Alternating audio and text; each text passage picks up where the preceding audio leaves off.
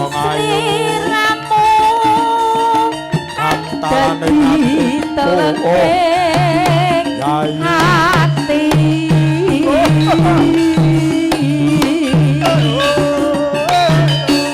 Mbok Bodro kangenku karo kowe Mbok Bodro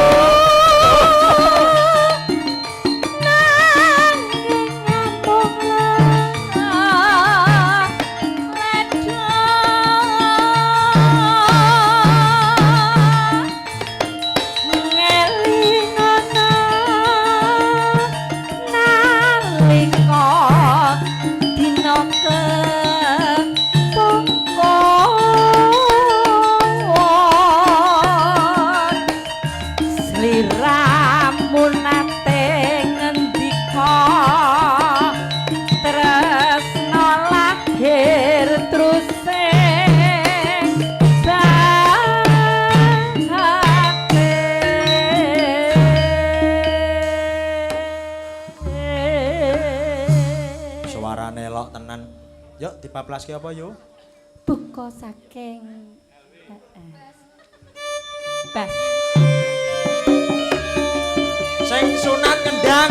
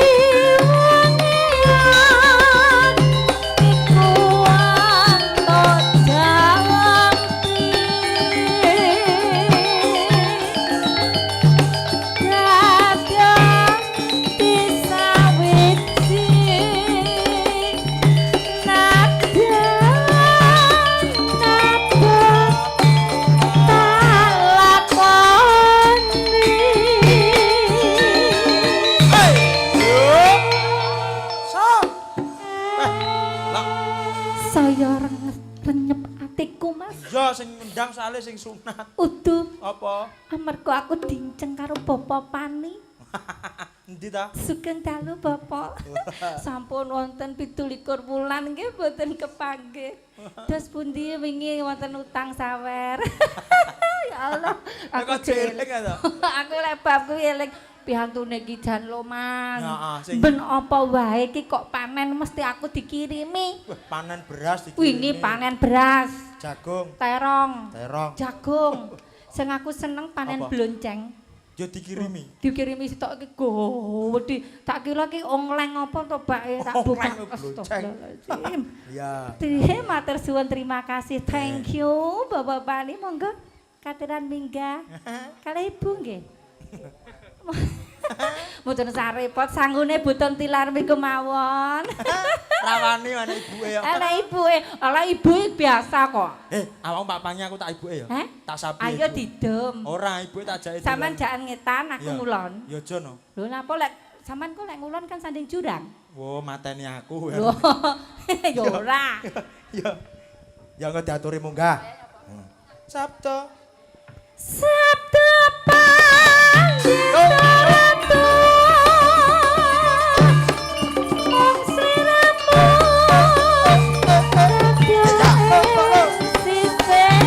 Ku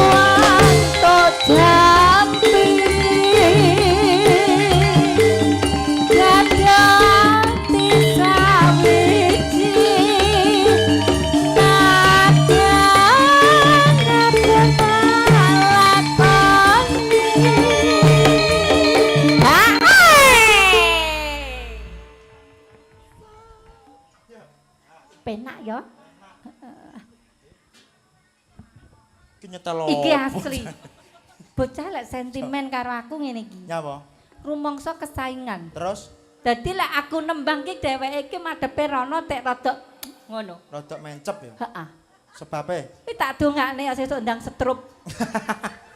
aja sesuk budal lah karo aku ki aja. Puwegel aku. Kan dik wingi cae no, Ririn, pencap-pencep. Loh, Patra ya setruk lho ngene. Oh, setrup to panjenengan. Gejala to. Wah, ya Bebayi. kudu nyadari to. Yuk, Halah. Wong royokan padha karo aku lek direwangi kaya ngono. apa royokan anu to? Padha iki lho. Royokan bapak to. Alah, diomongi yo tuwek ganas kok. Gana sapa? Nurati aku lho. Bingung aku. Wis Ngene ya nggihmu awan. wis Bengi ngene terus. apa? Bengi. Mlayak ndingi ngene makune. Satu pandita